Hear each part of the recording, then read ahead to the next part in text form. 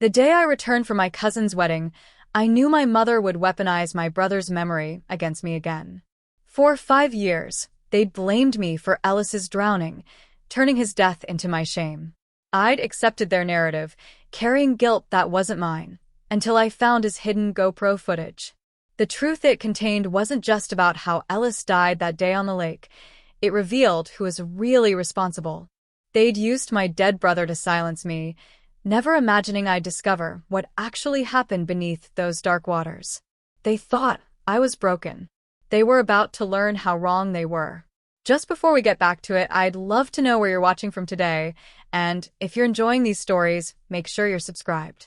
The familiar scent of pine and lake water filled my lungs as I drove down the winding road toward my hometown. 5 years away, and nothing had changed. The same faded gas station sign where Ellis once dared me to steal candy when we were kids. The same peeling billboard advertising Lake Westmore as nature's paradise. I gripped the steering wheel tighter, wondering if coming back for my cousin Amber's wedding was a mistake. My phone buzzed with a text from Lorna. "Where are you?" Mom's asking. Of course she was. Celeste Thompson didn't like waiting, especially for her disappointment of a daughter. I didn't respond, just turned up the radio as the road curved around the lake. Sunlight danced across the water's surface, beautiful and cruel in its indifference. That lake had taken my brother 5 years ago, and with him, any sense of belonging I'd ever felt in this place. I pulled into the driveway of my parents' lakeside home. All glass and stone, designed to impress rather than comfort. The sight of it made my chest tighten. This house had never felt like home, not really, but after Ellis died, it had become a mausoleum. My mother appeared at the front door before I'd even turned off the engine. Celeste Thompson, town philanthropist and socialite, stood with perfect posture in her cream linen dress, not a strand of blonde hair out of place. Her smile was as practiced as her charity gala speeches. "Emily," she said, the word carrying all the warmth of a January lake. "You're late."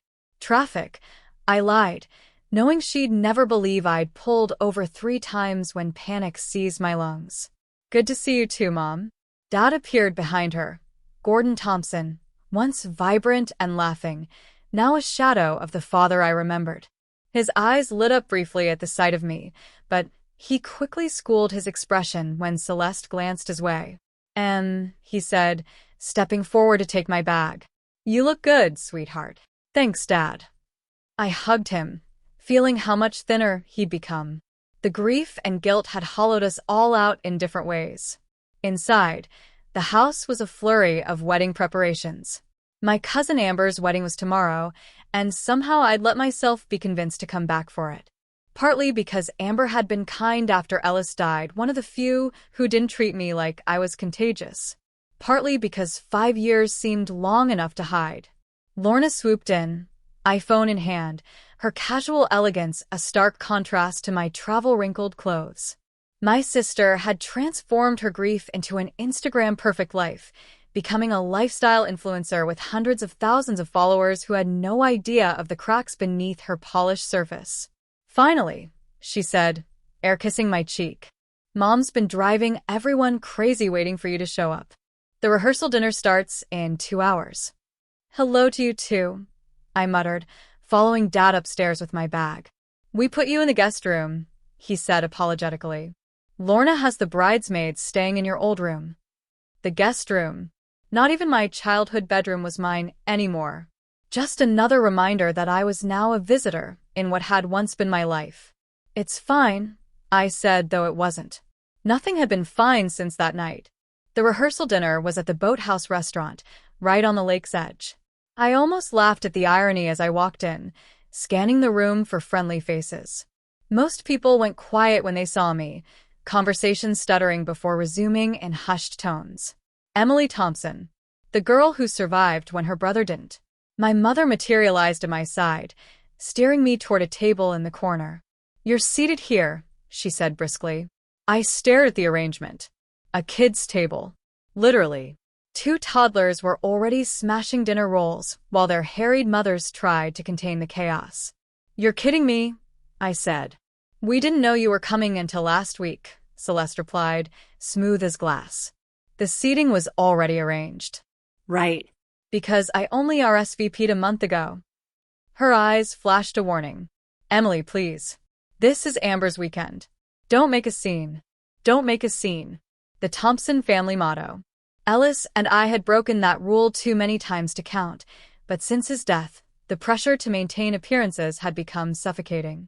I took my seat between a 7-year-old and a distant cousin I barely recognized, watching as my parents joined the table of honor. Lorna caught my eye from across the room and had the decency to look slightly embarrassed before turning back to her conversation. "You're Ellis's sister," a voice said beside me. I turned to find a woman about my age taking the seat beside me. She had dark curly hair and sharp, intelligent eyes that seemed to see right through me. "Harper Bennett," she said, extending her hand. "Amber's best friend." "Emily," I replied, shaking her hand. "And yes, Ellis was my brother." "I know," she said, her expression softening slightly. "I met him a few times before. He was funny. Called me Harvard because I corrected his grammar once." I smiled despite myself. That sounds like Ellis. Throughout dinner, Harper kept me anchored with her easy conversation, asking about my life in Boston, my work as a counselor in training. She didn't tiptoe around Ellis's name or give me the pitying looks I'd grown to hate. It was the first normal interaction I'd had since arriving, until my Aunt Meredith stopped by our table, wine glass in hand, eyes already glassy. "Emily," she said, her voice carrying just enough for nearby tables to hear. "So brave of you to come back. Especially for a celebration." She leaned closer, her perfume overwhelming. "You know Celeste is giving a special toast tomorrow, right? In memory of Ellis. She's made the most beautiful slideshow." My stomach dropped. "What slideshow?" "Oh, all these wonderful photos and videos. I think she even included some from that day." Her voice trailed off, but her meaning was clear. Harper's eyes darted between us, sensing the tension. "I should go say hello to Amber," I said, standing abruptly. Meredith caught my wrist, her nails digging in slightly. "You know she's going to blame you, right?" she whispered, then walked away as if she hadn't just dropped a bomb in my lap. I managed to make it through the rest of the evening somehow, moving through conversations like a ghost. All I could think about was this slideshow. What footage did my mother have? What narrative was she constructing? Back at the house, I couldn't sleep. The lake's gentle lapping against the shore, once soothing, now sounded like accusations in the dark. "Your fault. Your fault. Your fault." I got up and opened my suitcase, reaching for the hidden pocket I'd avoided for years. Inside was a small flash drive, Ellis's GoPro footage from that day. I'd never had the courage to watch it, terrified of reliving those moments, of seeing the proof of my failure. But now, with my mother planning to weaponize Ellis's memory against me once more, I needed to know the truth. All of it. I plugged the drive into my laptop, hands shaking. That night, Ellis came to me in dreams. Not peaceful, not comforting. He was screaming, water filling his lungs, his hand reaching for mine. But in the dream, as in reality, our fingers never touched. I woke gasping for air, the sound of the lake outside my window, a mocking reminder that I had survived when he hadn't. The flash drive had given me nothing but pain. The files were corrupted, unreadable. 5 years of avoiding the truth, and now when I needed it most, it slipped away like Ellis had, beneath dark water, beyond my reach. Morning light streamed through the guest room curtains, forcing me awake. My head throbbed from lack of sleep, and the corrupted files from Ellis's GoPro felt like a cruel joke. Had I waited too long? Or had someone tampered with them? A knock at the door jolted me fully awake.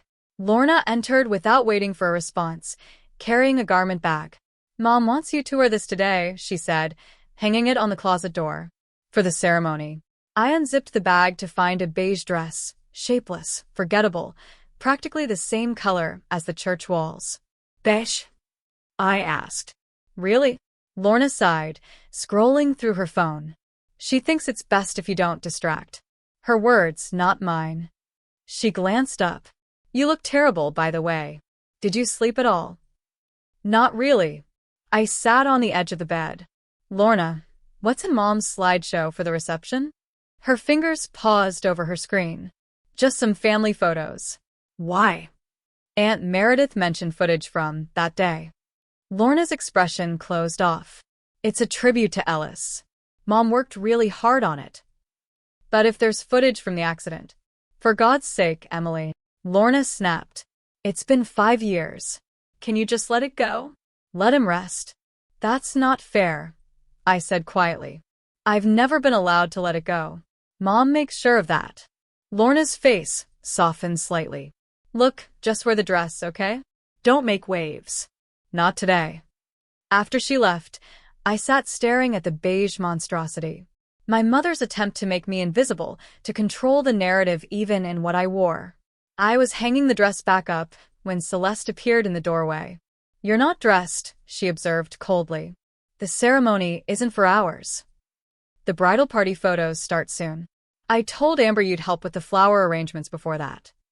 I turned to face her. Did you? Funny, no one mentioned that to me. Her perfect composure never wavered. Well, I'm mentioning it now. I studied my mother's face, still beautiful at 55, maintained with expensive creams and subtle procedures. Looking at her was like looking at a stranger who shared my features. What's really on that slideshow, Mom? Something flickered in her eyes. Surprise, maybe, that I knew about it. Then her mask returned. A tribute to your brother. Something you should have done years ago, if you hadn't been so wrapped up in your own guilt. The words landed like a physical blow. My guilt? You've blamed me from the moment it happened. She stepped closer, her voice dropping to a harsh whisper. You froze. Don't you remember? You always freeze when things get difficult. Ellis needed you and you froze. The accusation echoed in my head, stirring up the fragments of memory I'd tried to piece together for years. Had I frozen? I remembered diving into the water after him, swimming until my lungs burned. But there were gaps, moments lost to trauma and shock. That's not what happened, I said, but doubt crept into my voice. Isn't it? Celeste smiled thinly. Wear the dress, Emily, and try not to ruin another important day for this family. She left me standing there, shaken. Had she been gaslighting me all these years, or was my memory truly unreliable? The corrupted GoPro footage felt even more devastating now. The morning passed in a blur of wedding preparations. I avoided my mother, focusing instead on helping Amber's bridesmaids with their hair and makeup. Harper found me there, already dressed in her maid of honor gown. You look like you could use this, she said, handing me a flask. I accepted gratefully, taking a swig of what turned out to be expensive whiskey. Thanks. She sat beside me, watching the chaos of pre-wedding activities. So, what's the real story with you and your family? Besides the obvious tension that everyone's pretending not to notice. I hesitated. I rarely talked about Ellis with anyone, let alone a stranger. But something about Harper's direct gaze made me want to tell her the truth. My brother died in a boating accident 5 years ago, I said quietly. I was with him. They've never forgiven me. Harper didn't offer platitudes or pity. What really happened that day? The question caught me off guard. Not I'm sorry or how awful. What really happened? We were out on the lake. Ellis went overboard. I dove in after him, but I swallowed hard. I lost sight of him. By the time they found him, it was too late. And they blame you? For what? Not being a strong enough swimmer? For not saving him? For surviving? I took another sip from the flask. My mother thinks I froze. Maybe I did. I don't remember everything clearly. Harper's eyes narrowed. That's convenient for her. Before I could ask what she meant, we were interrupted by the arrival of the best man, Rowan Mitchell, Ellis's childhood best friend. I hadn't seen him since the funeral. He stopped short when he saw me, his expression unreadable. Emily, you came. Last-minute decision, I replied, studying him. Rowan had changed, the easy smile I remembered replaced by something guarded and distant. He joined the police force after college, following in his father's footsteps. Good to see you, he said, though his tone suggested otherwise. His eyes darted to Harper, then back to me. I should find Jason. Best man duties. As he hurried away, Harper raised an eyebrow. That was weird. We haven't spoken since Ellis died, I explained. It was complicated. The rest of the day passed in a whirlwind of ceremony preparations. I wore the beige dress, played my assigned role, and tried to ignore the whispers that followed me.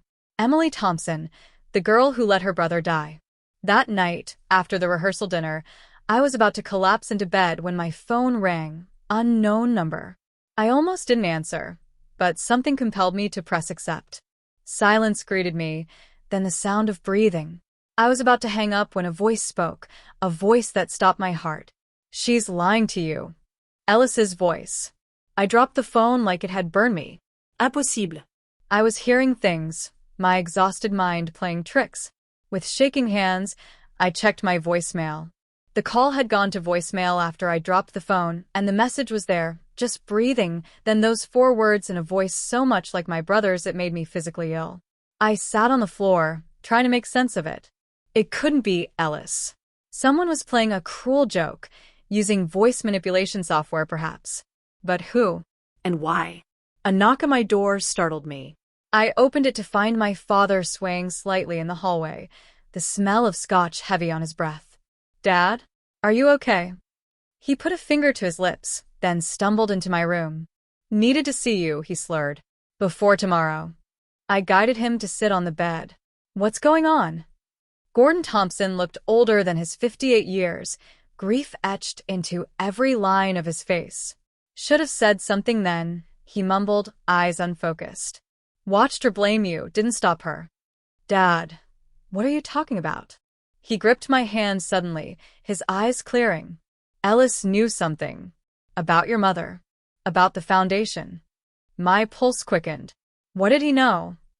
But Gordon's moment of clarity had passed. He shook his head, tears forming. I miss him, Em. Miss you too. House is so quiet now. I helped him back to his room, making sure he got into bed without Celeste noticing.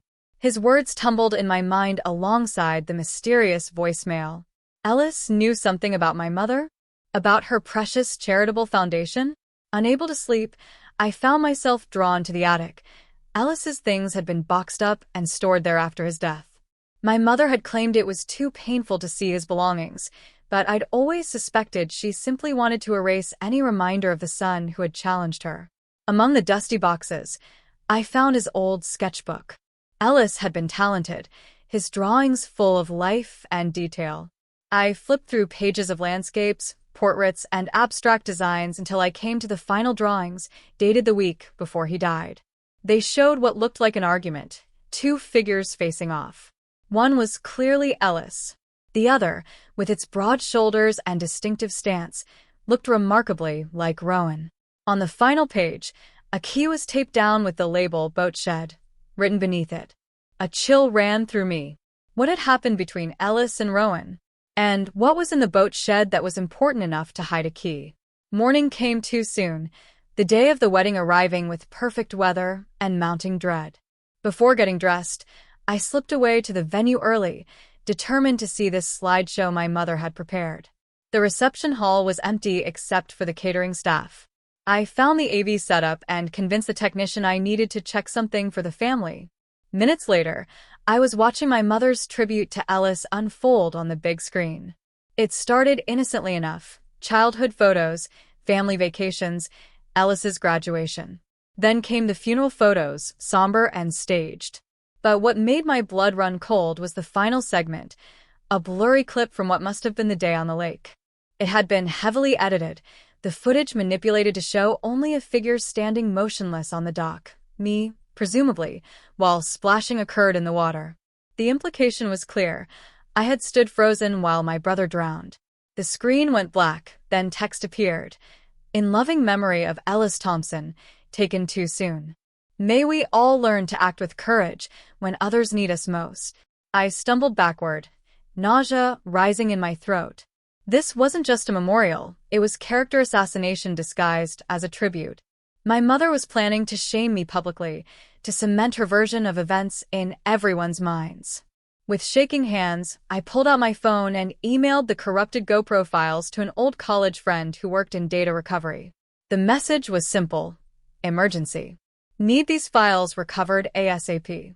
We'll pay whatever it costs. That night, while the rest of the wedding party celebrated at the rehearsal dinner, I broke into the boat shed using Ellis's hidden key. Inside, I found fishing gear, life jackets, and an old locked cabinet.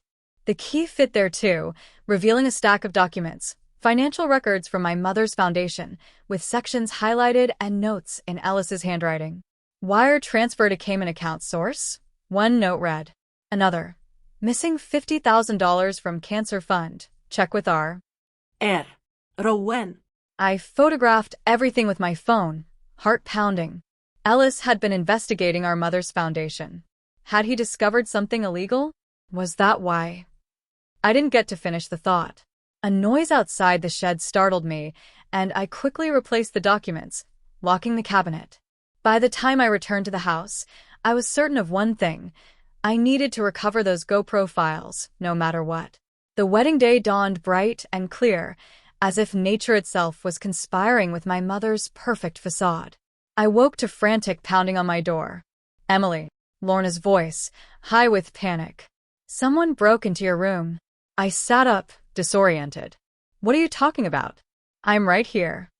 Lorna burst in, already dressed for hair and makeup. Last night, while we were all at the rehearsal dinner, your door was jimmied open. I scanned the room, pulse racing. Nothing seemed disturbed until my eyes landed on my laptop. The flash drive was gone. Did you report it? I asked, throwing back the covers. Of course. Jeff's brother is handling it. Jeff was Lorna's fiancé, his brother a local police officer. He says it was probably just kids looking for valuables. But I knew better. Someone had taken Ellis's GoPro footage, the same footage I'd sent for recovery last night. Someone didn't want that video restored. I need to talk to the officer, I insisted. Lorna frowned. Now? We have to be at the venue in an hour. Hair, makeup, photos. My room was broken into, Lorna. It's being handled, she said dismissively. Nothing important was taken, right? Just an old flash drive. The casual way she mentioned it stopped me cold. How did you know what was taken? She faltered, just for a second. You just said. No, I didn't. We stared at each other, the weight of unspoken accusations heavy between us. Finally, Lorna sighed. Mom saw you had it. The GoPro drive. She didn't think it was appropriate for you to have it. So she broke into my room? I couldn't believe what I was hearing. That's criminal, Lorna. Keep your voice down, she hissed. It wasn't like that. She asked Rowan to get it, that's all. He has a key to all the rooms from when he stayed here last summer. Rowan. Of course. The pieces were starting to connect. Ellis's drawings, the financial documents with our noted, Rowan's strange behavior when he saw me. I need to talk to him, I said, grabbing clothes. He's with the groomsmen. Emily, please, it's Amber's wedding day. Can't this wait? But I was already halfway out the door. I found Rowan in the pool house with the other groomsmen, all of them in various stages of getting ready. He paled when he saw me storming toward him. We need to talk, I said, grabbing his arm. Now. I dragged him outside, ignoring the whistles and comments from the other men. You broke into my room, I said once we were alone. You stole Ellis's flash drive. He didn't deny it. Celeste asked me to. She said you were planning to make a scene at the wedding, that you were unstable. Bullshit, I spat. You took it because you're on that footage, aren't you? You were there that day. His expression changed, shock replacing guilt. What are you talking about? I found Ellis's sketchbook. The drawings of you two arguing. I found the documents in the boat shed.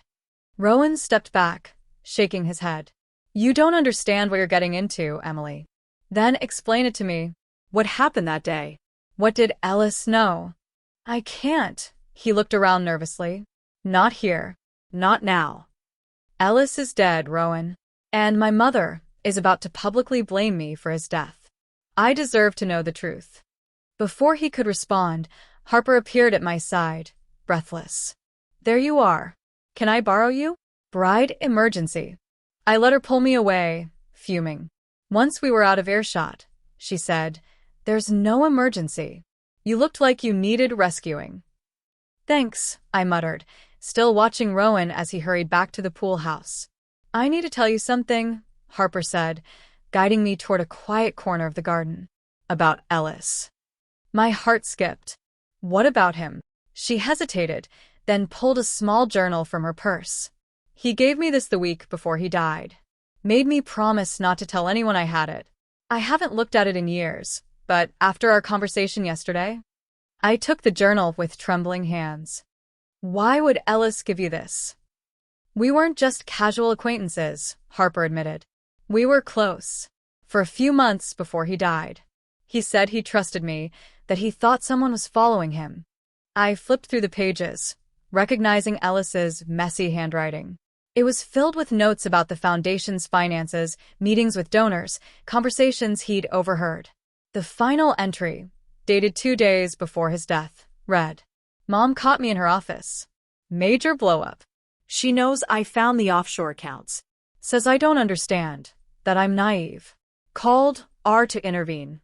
Not sure who to trust anymore. Going to confront them both tomorrow at the lake house. Backing everything up on GoPro just in case." Oh my God, I whispered, the truth dawning with horrifying clarity. Ellis hadn't drowned in a random accident. He'd gone to the lake house for a confrontation with our mother and with Rowan. Before I could process this revelation, my phone buzzed. A notification from a local news site. Exclusive, disturbing voicemail surfaces in Thompson drowning case. Someone had leaked the voicemail, Ellis's voice saying, "She's lying to you." Comments were already flooding in, speculating wildly. Some recognized the voice as Ellis's, others claimed it was faked. All of them wondered what it meant, who she was. By the time I reached the bridal suite, whispers followed me like shadows. Amber looked concerned, but was too caught up in wedding preparations to ask questions. Lorna, however, was livid. "What did you do?" she demanded, pulling me into the bathroom. "That voicemail is all over social media." "I didn't leak it," I insisted. "Someone sent it to me last night. Do you have any idea how this looks? Today of all days. I'd had enough. 5 years of blame, of carrying guilt that wasn't entirely mine. How it looks. How about how it's been for me, Lorna?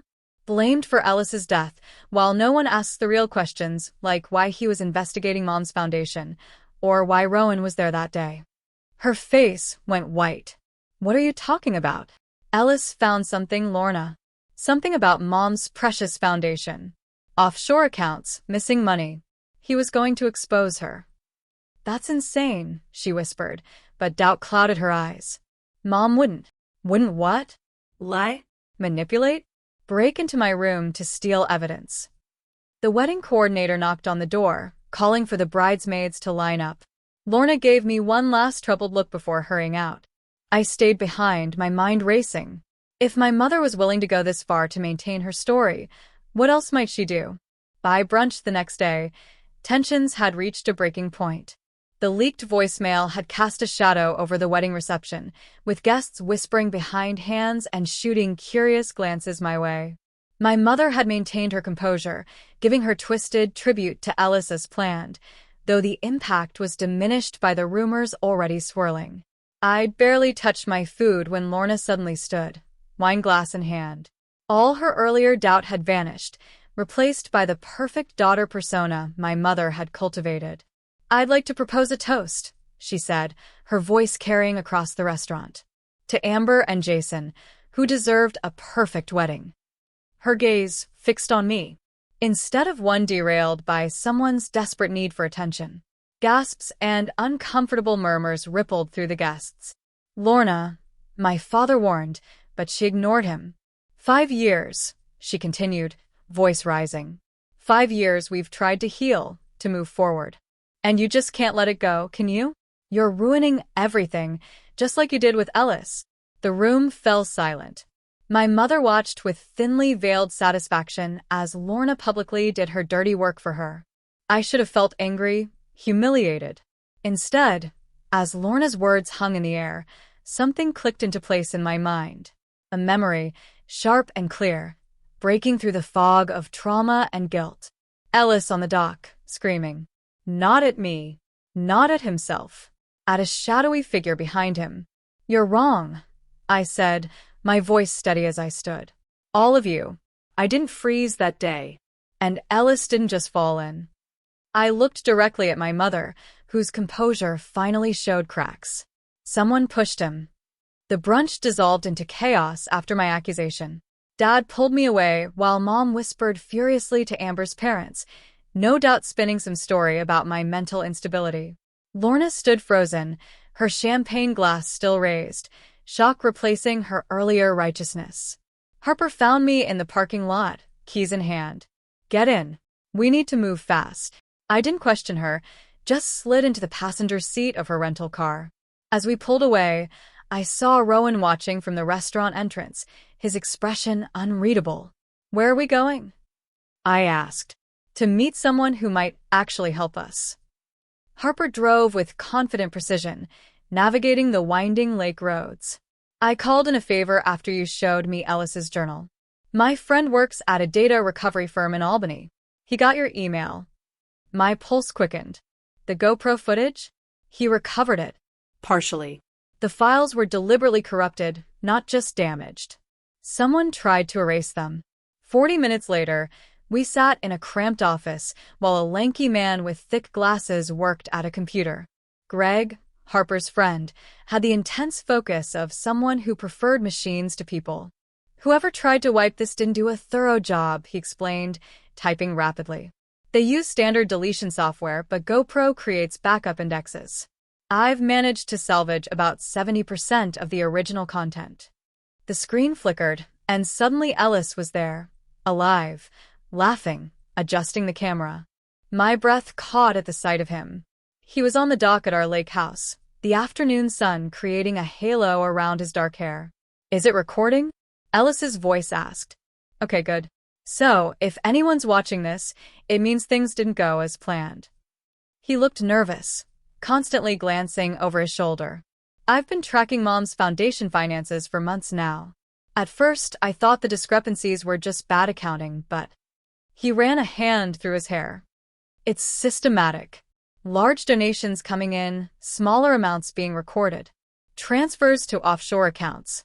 Cancer research funds that never reached any actual researchers. The footage jumped, damaged sections creating gaps in the timeline. When it resumed, Ellis was no longer alone. My mother stood on the dock, her face contorted with rage unlike anything I'd ever seen from her. You ungrateful little. The audio cut out briefly. Have any idea what I've built? What I've sacrificed? Ellis's voice remained calm. It's fraud, Mom. Money laundering, tax evasion. People donated thinking they were funding cancer research, children's hospitals. Where did the money really go? You don't understand how the real world works. Celeste stepped closer. Your father's business was failing. We were about to lose everything. I did what I had to do. By stealing from charity. Ellis's disbelief was palpable. How long has this been going on? Long enough to save this family. Long enough to pay for your precious art school, your sister's wedding. All of it. She reached for the camera. Turn that thing off. No. Ellis stepped back. I'm taking this to the police. Celeste's hand flashed out, the sound of the slap crystal clear through the speakers. Ellis stumbled backward. You will do no such thing, she hissed. Do you know what this would do to our family? To Lorna's engagement? To your father's reputation? Ellis touched his cheek, his expression hardening. Don't try to guilt me. This isn't about family. It's about your image, your social standing. It's always been about that.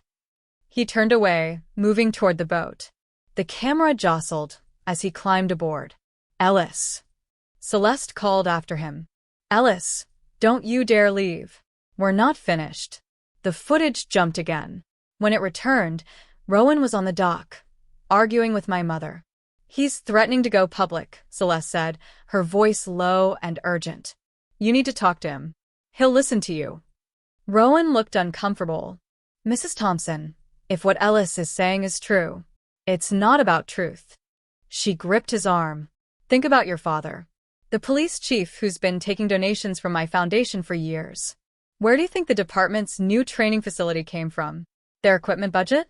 Ellis goes public, everyone goes down. The color drained from Rowan's face. I'll talk to him. The screen went black briefly, then showed Rowan boarding the boat where Ellis waited. Your mom sent you to do her dirty work? Ellis asked, his voice bitter. I just want to understand what's going on, Rowan replied, moving closer. I found proof she's been embezzling from her own foundation. Millions, Rowan. Donor money meant for sick kids, research grants. She's been siphoning it off for years. That's a serious accusation. It's not an accusation. It's fact. I have the records, the transfers. Ellis held up a flash drive, the same one that had been stolen from my room. It's all here. I'm taking it to the state attorney's office. You can't do that. Rowan's voice dropped. My dad's department, they've been benefiting from those donations. So you knew. Ellis's disappointment was evident. You knew and you didn't say anything? I didn't know details. Just that your mom was generous with the department. Rowan reached for the flash drive. Let me see it. No. Ellis stepped back, tucking it into his pocket. I trusted you. All these years, I thought you were my friend. I am your friend. Rowan's voice rose. That's why I'm trying to protect you. You go public with this, your family is destroyed. My dad's career is over. Think about what you're doing. They struggled, the boat rocking dangerously. The camera tumbled, capturing chaotic glimpses, water, sky, hands grappling. Then a splash and Ellis's voice calling out in panic. The footage cut to a new angle, presumably from the GoPro Ellis had been wearing. Underwater shots, bubbles, the surface growing distant. Then nothing. The final clip showed me, diving into the water repeatedly, screaming Ellis's name as the search boat circled. I hadn't frozen. I'd been trying desperately to find him, long after others had given up hope. I sat in stunned silence as the screen went dark. The tears on my face had dried, leaving salt tracks on my skin. I didn't freeze, I whispered. Harper squeezed my hand. No. You didn't. Can you make copies? I asked Greg. He nodded. Already done. I've uploaded it to a secure server and made 3 physical copies. He handed me a flash drive. What are you going to do with it? I stared at the small device containing the truth I'd sought for 5 years. End this. Once and for all. Back at the lake house, preparations for the evening wedding reception were in full swing.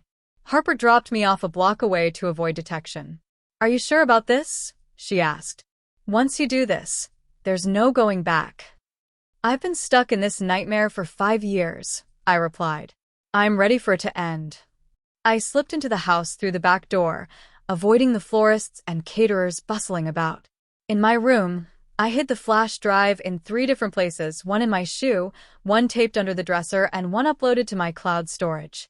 If my mother tried to silence the truth again, she'd have to work harder this time. As I was changing for the reception, Lorna burst into my room without knocking. Where have you been? She demanded. Mom's been looking everywhere for you. I needed some air. She studied me, suspicious. What did you mean at brunch? About someone pushing Ellis? I considered how much to tell her. Lorna had always been our mother's perfect daughter, following the script Celeste had written for her life. But beneath her polished exterior, I'd seen glimpses of doubt. I have proof, I said simply. Mom and Rowan were involved in Ellis's death. He discovered that Mom was embezzling from the foundation, and he threatened to expose her. Lorna's face went through a series of emotions: disbelief, anger, fear, and finally, a terrible comprehension. The new business loan, she whispered, more to herself than to me.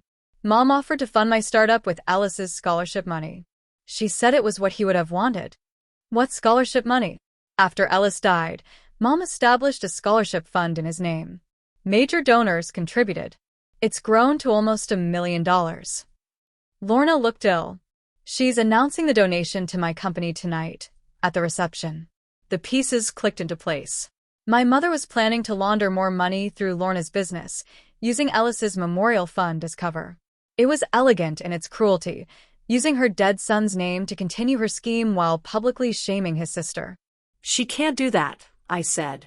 You don't understand. Lorna's voice cracked. I've already spent some of the advance. The office lease, equipment, staff deposits. If this is true, if that money is tainted. She sank onto the bed, hands shaking. What have I done? For the first time in years, I saw my sister, not the perfect daughter, the successful influencer, but the scared woman beneath the facade. You didn't know, I said gently. But now you do. What are you going to do about it? She looked up, tears streaking her makeup. I can't stop her.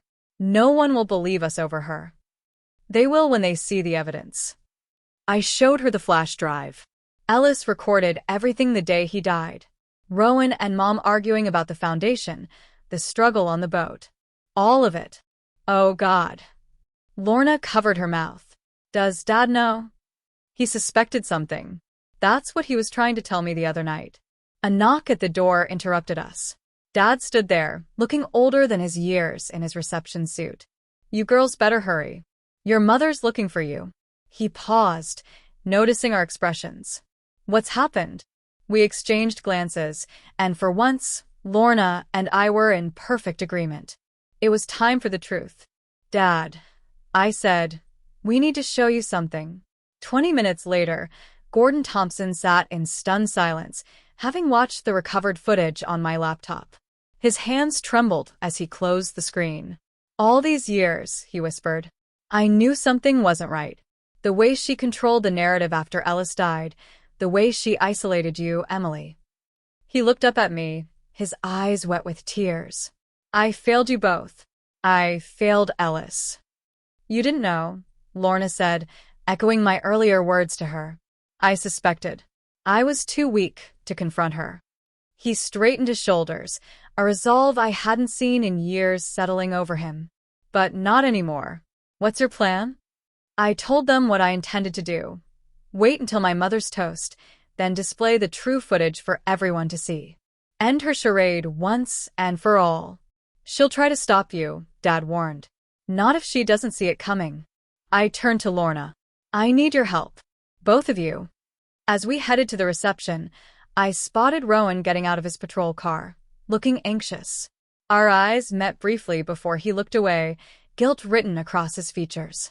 Inside the venue, my mother was holding court, accepting compliments on the beautiful ceremony and her touching tribute to Ellis.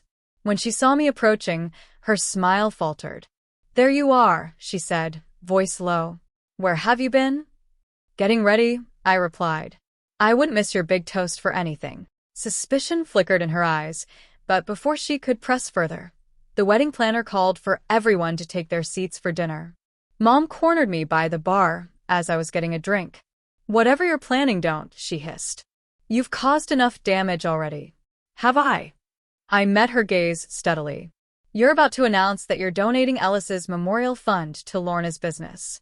That's quite a coincidence, considering what Ellis discovered about your foundation.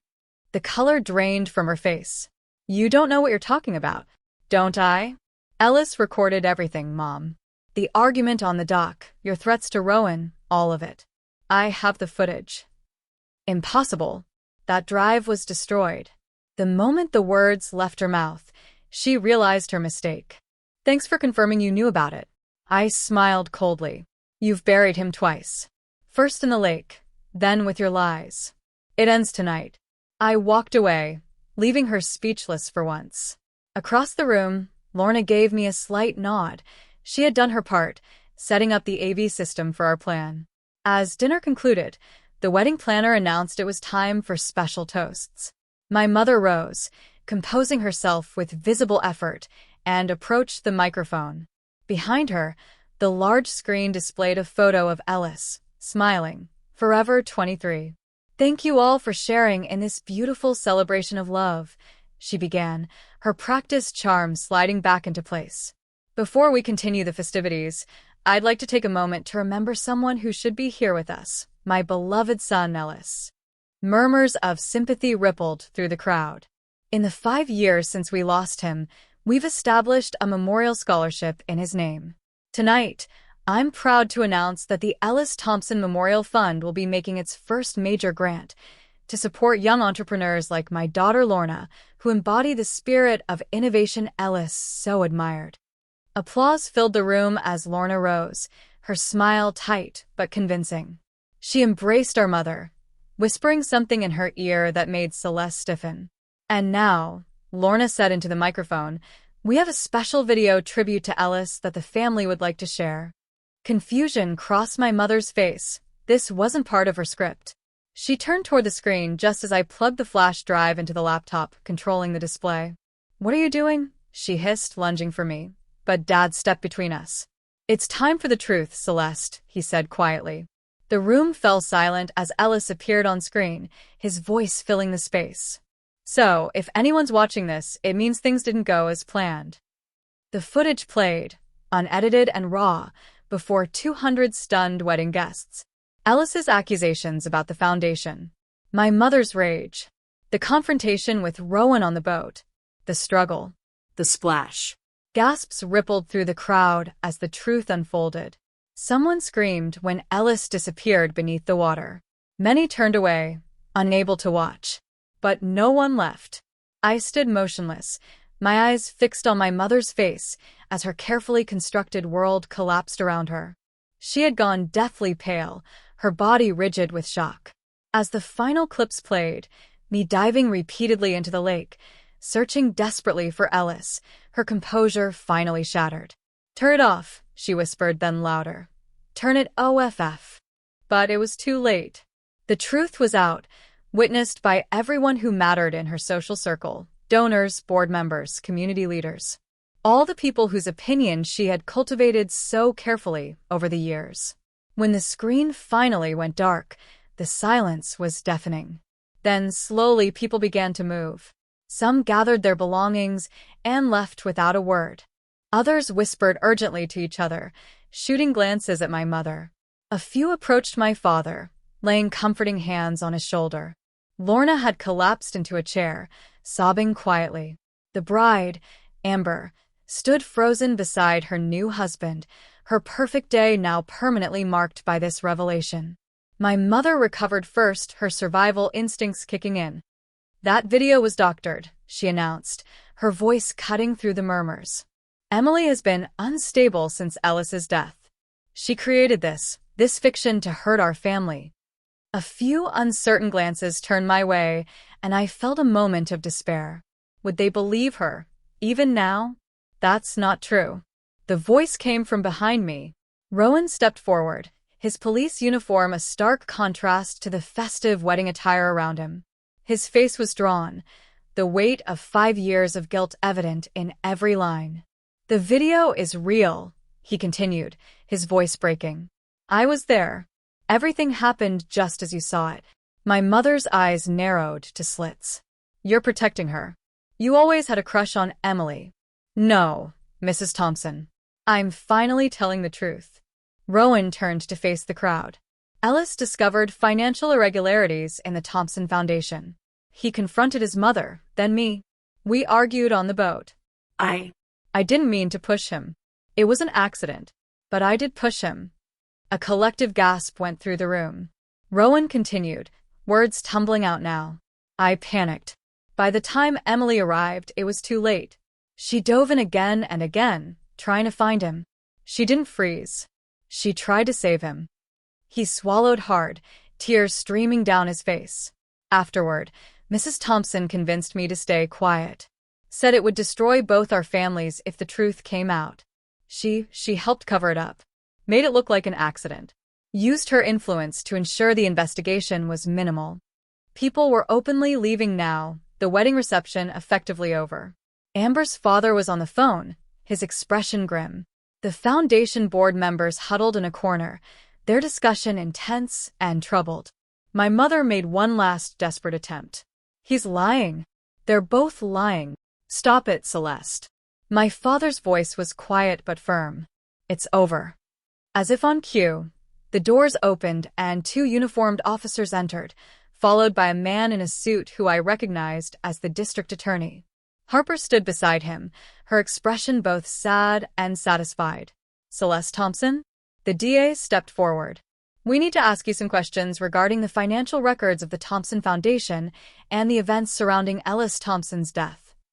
This is absurd, my mother sputtered. Do you know who I am? Who my husband is? Yes, ma'am, we do. The officer's tone was respectful but unyielding. Mr. Rowan Mitchell has already given us a preliminary statement. We'd like yours as well. As they led my mother away, she looked back once, her eyes finding mine. In that moment, I saw something I'd never seen from her before: fear. Not of legal consequences, but of what she'd become, of what she'd lost. Then the mask returned, and she straightened her shoulders, walking out with the same poise she displayed at countless charity galas. Rowan approached me hesitantly. Emily, Not now, I said, my voice hollow. Just not now. He nodded, understanding, and followed the officers out. The reception hall emptied quickly after that. The caterers looked confused, uncertain whether to continue serving. The band packed up without playing a note. Amber's mother was in tears, comforting her daughter, whose special day had imploded so spectacularly. I should have felt triumphant. The truth was finally out. I was vindicated. But watching the destruction around me, Lorna broken, Dad aged beyond his years, a wedding ruined, victory tasted like ash. Harper found me sitting alone at an abandoned table, staring at nothing. The DA wants to talk to you too, she said gently. When you're ready. I got what I wanted, I said, more to myself than to her. So, why doesn't it feel good? Because it's not about winning. She sat beside me. It's about surviving. And you did that. You survived all of it. Ellis's death, your mother's manipulation, years of blame. You made it through. What happens now? Now. Harper offered a sad smile. Now you get to decide who you want to be without this weight around your neck. Dad joined us, his eyes red-rimmed, but clearer than I'd seen them in years. I've called a car for Lorna. She's going to stay with her friend tonight. I don't think any of us should go back to the house. What about you? I asked. I'll stay at the hotel in town. Start figuring out. He gestured vaguely. Everything. The foundation. The legal issues. He took my hand. I'm so sorry, Emily. For not protecting you. For not seeing what was happening. You see now, I said simply. That's what matters. As we left the venue, a reporter approached, camera in hand. Word traveled fast in small towns. Before I could decline comment, Harper stepped in, her voice firm. You did it, she said as we walked away. The whole world knows now. Ellis would be proud. That night, in a sterile hotel room far from the lake house, I finally allowed myself to cry, not just for Ellis, but for the family that had been broken long before his death, for the years lost to grief and lies, and for the girl I had been before that day on the lake. The next morning, the story was everywhere. Thompson Foundation fraud exposed, screamed one headline. Local philanthropist arrested, declared another. Officer admits role in 2020 drowning death, read a third. My phone buzzed constantly with messages from old friends, distant relatives, reporters seeking interviews. I ignored them all, sitting cross-legged on the hotel bed as I watched the story of my family's disgrace unfold on the local news. Celeste had been released on bail, the amount staggering even for her resources. Rowan remained in custody, having confessed to his role in Ellis's death and the subsequent cover-up. The foundation was under investigation, its accounts frozen, its reputation in tatters. A soft knock interrupted my morbid fascination. Lorna stood in the doorway, looking smaller somehow without her usual perfect styling. Can I come in? She asked. I nodded, making space for her on the bed. Dad's talking to lawyers, she said, perching on the edge. The business loan, it's gone. All the foundation money is frozen pending investigation. She twisted her engagement ring nervously. Jeff's parents have asked him to reconsider the engagement. Apparently, being associated with the Thompsons isn't good for their political aspirations. I'm sorry, I said, meaning it despite everything. Are you? She looked at me, really looked at me, perhaps for the first time in years.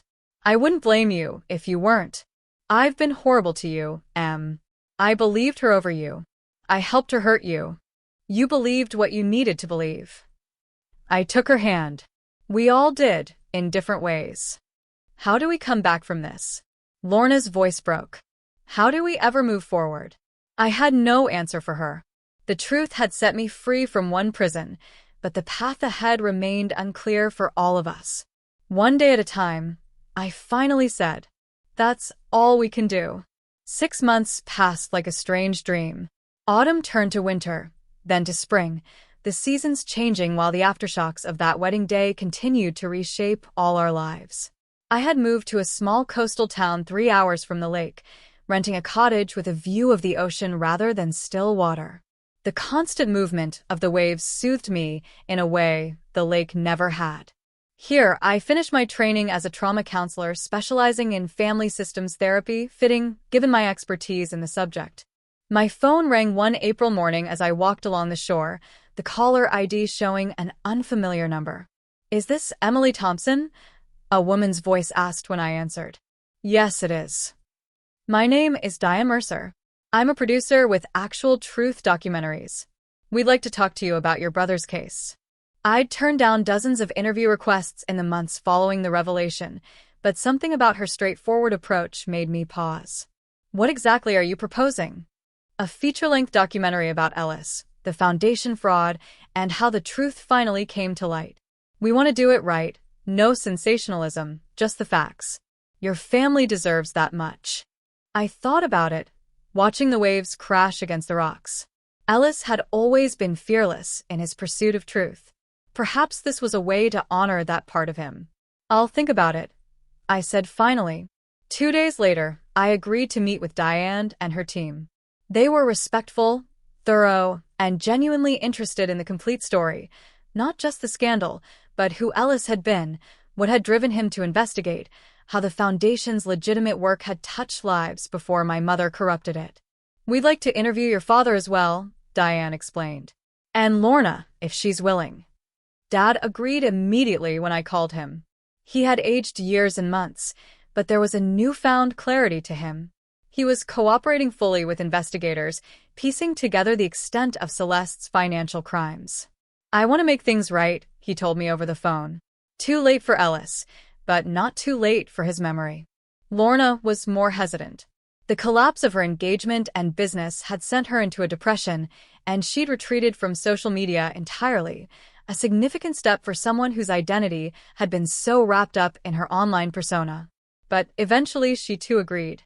"I need to own my part in this," she said when we met for coffee. "I can't hide from it anymore. My mother, awaiting trial on multiple charges of fraud, money laundering, and obstruction of justice, declined to participate through her attorney. Rowan, who had taken a plea deal for his role in Ellis's death, agreed to a single interview from prison. I didn't attend his sentencing, couldn't bear to see the boy who had been Ellis's friend since kindergarten in handcuffs.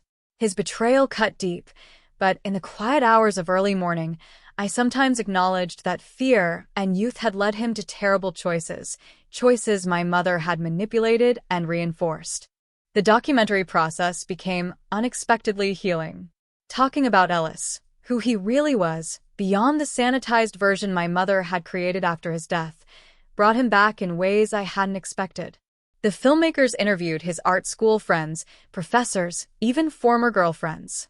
They painted a picture of a passionate, principled young man with talent and vision. One afternoon, as we finished filming at my cottage, I showed Diane a box I'd retrieved from the lake house before it was sold to pay legal fees. "This was Ellis's," I said, opening it to reveal his sketchbooks. He documented everything in drawings, including what he discovered about the Foundation. Diane carefully turned the pages, studying Ellis's detailed sketches, the Foundation office, board meetings, even diagrams of money flows. "He drew the truth," she murmured, "long before anyone saw it." "He always did," I replied. "It just took us too long to look." As production wrapped, Harper came to visit. We'd stayed close through everything, her sharp wit and unflinching support a lifeline in the darkest moments. "You look good," she said as we walked along the beach. "Peaceful almost." "I'm getting there," I admitted. The nightmares are less frequent now. You saved him, you know. She linked her arm through mine. Not his life. That was beyond your control. But his truth, his purpose. You saved that. And yourself, too. I considered her words, feeling the weight of them settle into something like acceptance. I'm thinking of starting a legitimate foundation, I said. In Ellis's name. For young whistleblowers, people who see corruption and have the courage to speak up. Harper smiled. He would love that. On the 1-year anniversary of that fateful wedding day, I returned to Lake Westmore alone. The Thompson house had new owners now, the foundation offices closed, the family name tarnished perhaps beyond repair. My mother was serving her sentence at a minimum security facility. Lorna was slowly rebuilding her life in Seattle. Dad had moved to Arizona, trying to outrun memories that followed him regardless. I drove to the public dock, the same one where Ellis had confronted our mother that day. The lake was calm, sunlight dancing across its surface, just as it had 5 years ago when Ellis had gone into the water for the last time. For years, I'd avoided lakes, avoided swimming, avoided the memory of cold water closing over my head as I dove again and again, searching for my brother. But today, I'd come prepared. I changed into a simple black swimsuit in the public restroom, then walked to the end of the dock. The same dock where it had all happened. My heart raced, but not with fear, with resolution. I dove in? The shock of the cold water momentarily took my breath away, but I pushed through it, swimming with strong, sure strokes away from the dock. Out in deeper water, I treaded water, turning to face the shore, the mountains, the sky Ellis had loved to draw. They had tried to bury me in his shadow, to use his memory as a weapon against me. But I had brought the light, for both of us. And here, in the water that had separated us, I finally felt his presence, not as a ghost of guilt, but as the brother who had sought truth no matter the cost. I swam back to the dock and pulled myself up, water streaming from my body. A family nearby watched curiously, a mother with 2 young children, the boy teaching his little sister how to skip stones. The water's perfect, I told them with a smile. As I drove away from Lake Westmore that afternoon, I didn't look back. The rearview mirror showed only the road ahead, stretching toward a horizon bright with possibility. My phone rang as I reached the highway. The documentary producer, calling with news. The film's been accepted at Sundance, Diane said, excitement evident in her voice. They love it, Emily. Ellis's story is going to reach people all over the world. That's wonderful, I said, meaning it. He always wanted his work to matter. There's more. That foundation idea you mentioned? We've had some donors reach out. People want to help make it happen. I smiled, thinking of Ellis and his sketchbooks full of truth. Then let's make it happen. The road stretched before me, and for the first time in years, the future felt like a promise rather than a threat. The truth hadn't just set me free, it had given me purpose. They had tried to bury me. But like my brother, I had refused to stay silent. And now, finally, both our voices would be heard. How far would you go to uncover a truth that could destroy your family? If this story resonated with you, hit that like button and subscribe for more stories about courage, betrayal, and the healing power of facing the past head-on.